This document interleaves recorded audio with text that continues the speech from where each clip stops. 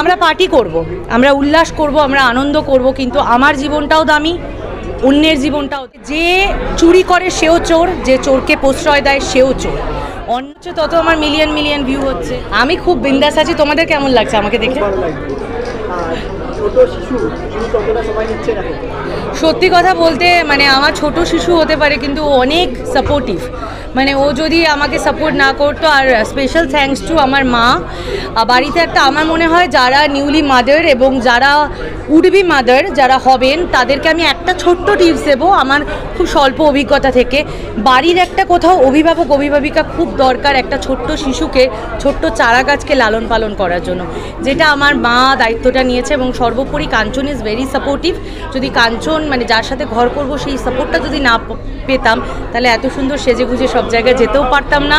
আর জানো সিরিয়াল মানে 14 ঘন্টা, ওটাই আমাদের এখন বাড়ি হয়ে যায়। তো সেটার জন্য কাঞ্চনকে অনেকটা আমি ক্রেডিট দেবো। দেখো, এটা তো আমাদের একটা প্র্যাকটিসের মতো, মানে আমাদের মনে হয় এটা আমাদের অফিস ডিউটি। লোকেদের যেমন 10টা 5টা হয়, তো আমি প্রেগনেন্সির 7 মাস অবধি আমি কাজ করেছিলাম কমলা ও শ্রীমান পৃথ্বীরাজ। তারপর ভেবেছিলাম 6 মাস পর আর কি কাজে জয়েন করব। কিন্তু যখন হয় কি আমাদের প্রফেশনে তো কাজ আসে না, আমাদেরকে কাজ খুঁজে নিতে হয় এবং প্রচুর সময়ের পর সময়ের অপেক্ষা, ধৈর্যের পরীক্ষা। তো সেখানে কাঞ্চনী আমাকে বললো মা লক্ষ্মী যখন এসছে তখন ডেফিনেটলি ইউ শুড ডু, করা উচিত। মা সাপোর্ট করেছে, তো আমার বেশ ভালোই লাগবে। এখন আমাদের শুটিংটা শুরু হয়নি, হবে। আর দেখো বেসিক্যালি আর একটা কথা, সত্যি কথা বলতে আমি খুব পছন্দ করি। এখনকার যা টাইম ভ্যালু অফ মানি, আমরা সবাই পয়সাটা খুব নেসেসিটি, আর মেগা সিরিয়াল হচ্ছে সেটার একটা জায়গা, একটা মানুষ করার জন্য। আর আমি ওই পুরনো পন্থাতে বিশ্বাস করি না যে মা সব শ্রম দেবে, বাবা একা খাটবে। না না, আমরা জেন্ডার ইকুয়ালিটি নিয়ে কথা বলি। তো আমার মনে হয় বাবা হয়তো করবে, আমার মনে হয় মা হিসেবে আমারও তো সন্তান, আমার দেড় সন্তান। তো আমি ছোট থেকে রোজগার করেছি, আমার মনে হয় ইন্ডিপেন্ডেন্ট লেডি হওয়ার একটা আলাদাই আনন্দ। তো দেখা যাক এবার তোমাদের ভালোবাসা আর দর্শকের ভালোবাসায় যা ফলাফল হবে। ছোট খুদে খুব, এখন আমরা ওইভাবে টিভিটা দেখাই না, কারণ ও একদম মানে সবে সবে চোখের দৃষ্টিটা ফুটেছে। কিন্তু কার্টুন, বিভিন্ন বেবি শার্ক, এগুলো ভীষণ শুনতে ভালোবাসে। ওই বুলবুল পাখি, ময়নাটি, এক মোটা হাতি, এসব খুব শোনে এবং ড্যাব ড্যাব করে দেখে। খাবার প্রতি অনীহা হয়ে গেছে, এখন খেতে চায় না। এগুলো আস্তে আস্তে দেখে দেখে অভ্যস্ত হতে হবে আর কি।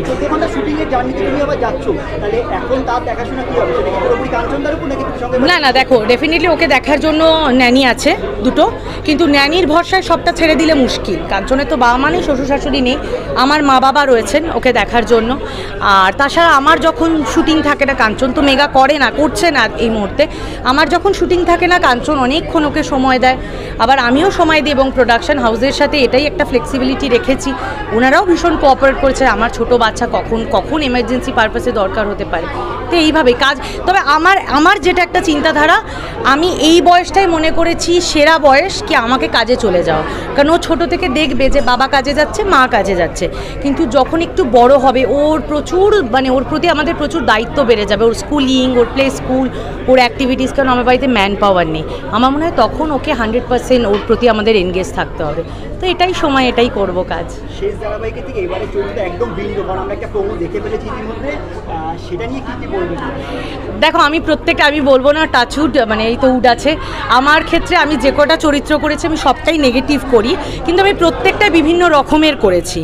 তো এইটা আমার জন্য একটা অন্য রকম। সবাই বলছে যে একটা মায়ের চরিত্রে ফিরছে, সদ্য সন্তানের মা হয়েছে, এবার মায়ের চরিত্রে। এটা ঠিক মায়ের চরিত্র প্রপারলি বলাটা ভুল হবে। ডেফিনেটলি মায়ের চরিত্র, এই চরিত্রটা আমি এই মুহূর্তে কিছু বলবো না, কারণ আমি এখনও ফ্লোরে যাইনি।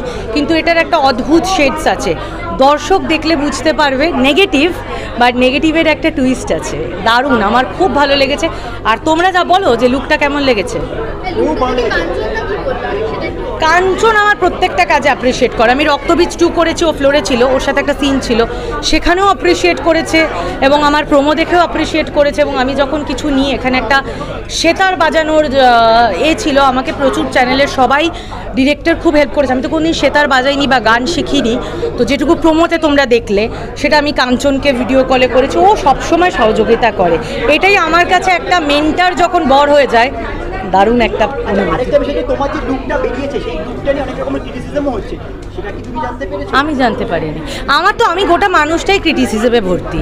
তো আমি যত আমাকে ক্রিটিসাইজ করছে তত আমার মিলিয়ন ভিউ হচ্ছে, আমরা তত বেশি পাওয়ারফুল কাপল হচ্ছে।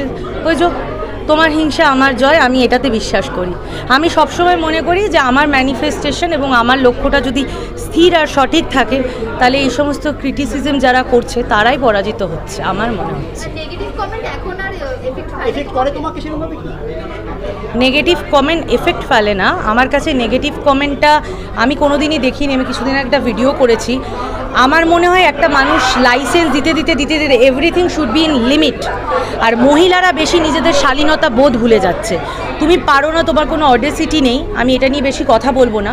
আমি বলেছি আমি লিগাল স্টেপ নেব, দেখা যাক কী হয়। কোথাও তোমাকে থামতে হবে, ইউ শুড স্টপ। কারণ তুমি যাকে খুশি বলছো। আজকে তো ধরো আমরা এত কথা বলি, আজকে এই সমস্ত মানুষগুলোই তো রাস্তায় পেলে যা খুশিভাবে করতে পারে, যা খুশিভাবে কথা বলতে পারে। তাহলে এটাও তো কোনো মানুষের কোথাও মান সম্মান হানি হচ্ছে, শ্লীলতা হানি হচ্ছে। এইগুলো তো আমাদের ফোকাস করতে হবে। আমাদের সোশ্যাল মিডিয়া ডিজিটাল যুগে আমাদের অনেক কিছু অ্যাডভান্টেজ আছে। আমরা সকলে এই যে তোমাদের মাধ্যমে আমরা সুন্দর বিভিন্ন বিদেশে আমার অনেক আত্মীয় থাকে কানেক্ট করে ফেলে। এটা দেখলাম, এই পান্তাবাদের ভিডিও দেখলাম, এগুলো দেখলাম। কিন্তু কিছু লোক না তাদের ওই মানসিক ফ্রাস্ট্রেশনের জোরে ওটাকে মিসইউজ করে ফেলছে। তো আমার ক্ষেত্রে মনে হয় আমার একটা স্বাধীন নাগরিক হিসেবে আমি অভিনেত্রী, অমুকের বউ, তসুকের বউ এগুলো ছেড়ে দিয়ে আমার মনে হয় কোথাও একটু স্টপ হওয়া দরকার। দেশে তো প্রশাসন ব্যবস্থা বলে কিছু আছে। তোমার প্রশ্ন ধরে তোমার উত্তর একটা আমার সেটা প্রশ্ন হলো, তোমার বেশ কিছু ছবিতে দর্শকরা যেমন বাজেভাবে কমেন্ট করছে, সেরকমই অন্যান্য অভিনেত্রীরা তারা যদি কিছু খোলামেলা পোশাক করে সেখানে বিশেষত মহিলারা এসে বাজে কমেন্ট করছে। তারা পড়তে পারছে না। তারা পাশের বাড়ি পদা কাকুকে দেখে উকি মেরে মনে হয় যদি রাতে তার সাথে একটু পার্কে বসতাম বা প্রিন্সেপ ঘাটে বসতাম খুব ভালো লাগতো। কিন্তু তার ওই যে স্বাদ আছে, সাধ্য নেই, ইচ্ছে আছে, উপায় নেই। তাই জন্য আমি ইচ্ছে করে আমি দেখাতে পারি আমার সেই চেহারা, স্বাস্থ্য আমি ক্যারি করতে পারি। তুমি কত মোটা হলে, কত কেজি ওজন বাড়লো, কত কেজি তুমি কমালে, সেটা ম্যাটার করছে না। ম্যাটার করছে তুমি কোনটা ক্যারি করছো। তুমি যদি একটা স্লিম অ্যান্ড ট্রিম ফিগার হয়ে তুমি বারবার স্কার্ট টেনে হাঁটো, তাহলে লোকে তোমার দিকে তাকাবে। সেটা হচ্ছে তাদের। আর বেশিরভাগ দেখবে কৃষ্ণনগর, ব্যারাকপুর, সেখান থেকে কিছু মনে করো না, পার্ডন মাই ল্যাঙ্গুয়েজ, তারা এত ফ্রাস্ট্রেটেড তো এখনও অবধি তো সিরিয়াল এবং সিনেমার অভিনেত্রীদের জন্য একটা বড় কালির দাগ লাগলো ঘটনাকে কেন্দ্র করে। It's very unfortunate. আমরা কখনোই সমর্থন করি না। কারণ আমার ব্যাপারটা হচ্ছে আমরা পার্টি করব, আমরা উল্লাস করব, আমরা আনন্দ করব, কিন্তু আমার জীবনটাও দামি, অন্যের জীবনটাও দামি। আমার আনন্দ তোমার নিরানন্দের কারণ হবে, এটা কখনো উচিত নয়। আর আমি দেখছি এখন ওই যে দিনকে দিন এই সমস্তগুলো বেড়েই চলেছে। মানুষ এত উদ্ধত হয়ে যাচ্ছে। এই যে একটা ফেসবুকে লেখা না, মানুষের মেন্টালিটি হয়ে গেছে, ভয় ডর কমে গেছে। আগে আমরা পুলিশ দেখলে ভয় পেয়ে পালাতাম, হাতে সিগারেট নিয়ে গেলে বাবা কাকারা দেখছে কিনা লুকিয়ে যেতাম। এখন মনে হচ্ছে এটাই ট্রেন্ড, হাতে সিগারেট নিয়ে ঘুরবো। হাতে সিগারেট নিয়ে তুমি ঘুরতেই পারো, কিন্তু সিগারেটের ছ্যাঁকা দিয়ে কাউকে পুড়িয়ে দিলে সেইটা কিন্তু খুব অপরাধ। আমার ভীষণ খারাপ লেগেছে। তবে একটা কথা বলবো, কে পরিচালক, কে প্রযোজক, অনেকেই বলছে আমাদের ইন্ডাস্ট্রি, যেটা তুমি বললে, আমার মনে হয় পরিচালক, প্রযোজক, অভিনেতা, অভিনেত্রীর বাইরে গিয়ে আমরা মানুষ। তোমরা যে সাংবাদিক, সারাদিন এত ঘটনার সম্মুখীন হতে হয়, কিন্তু at the end of the day তোমরা কিন্তু মানুষ, কারোর সন্তান, কারোর স্বামী, কারোর ছেলে। তো আমার মনে হয় কোথাও রেসপন্সিবিলিটি নেওয়া উচিত, রেসপন্সিবল পিপল হওয়া উচিত। এটা কেন করলো আমি জানি না। আমি একজনকে, এর মধ্যে একজন অভিনেত্রীকে চিনি, তো আমি জানি না ওনার কেন এরকম হঠাৎ মতিভ্রম হলো। আর একটা জিনিস কথা বলবো, যে চুরি করে সেও চোর, যে চোরকে প্রশ্রয় দেয় সেও চোর। অন্যায় যে করলো, তুমি অন্যায়কে সম্মতি জানালে কেন? ওই গাড়িতে বাকিদের ওঠায় যখন দেখছেন উনি ইনটক্সিকেটেড। আজকে আমি একজনকে সাজা দেবো, ওনারা কেন প্রশ্রয় দিল? তুমি একজনের বাড়িতে চুরি করতে ঢুকছো, আমি তোমাকে বললাম চল ওটা আমি দেখছি, কেউ যাতে না ওঠে, তো আমিও সমান দোষী। এগুলো কোথাও না বন্ধ হওয়া উচিত। আর কী বলো তো, প্রশাসন ব্যবস্থা না মানুষের মধ্যে ঢুকে যাবে না। তোমাকে না সবসময় সেলফ রিয়েলাইজেশন হতে হবে। এইটা তোমাদের মানুষের চেতনা, সেগুলোই যদি চেতনা বোধটাই হারিয়ে যায়, তুমি তোমাকে আমি 4টি গালি দিয়ে দিলাম, তুমি গিয়ে থানায় কমপ্লেন করলে, কতজনের এগেনস্টে করবে বলো? ম্যাটার হচ্ছে যে আমি মানুষকে কতটা প্রায়োরিটি দেবো, এইগুলো আমি ভুলে যাচ্ছি। আর কিছু বলার নেই আমার। ফাইনালি দর্শকরা কি বলবে? নতুন শো আসছে এবং যখন ঘর সংসার চলছে, নতুন শো আসছে, আপনারা যেমন আমাকে আগের সিরিয়ালগুলো ভালোবাসায় ভরিয়ে দিয়েছেন, এটাও দেখবেন। বুলেট সরোজিনী আসছে স্টার জলসার পর্দায়, এখনও ডেটটা বোধহয় রিলিজ করেনি, এবং তোমরা তো যাবেই ফ্লোরে, বাকি তো বিহাইন্ড দ্য সিন অনেক গল্প করবো। Thank you.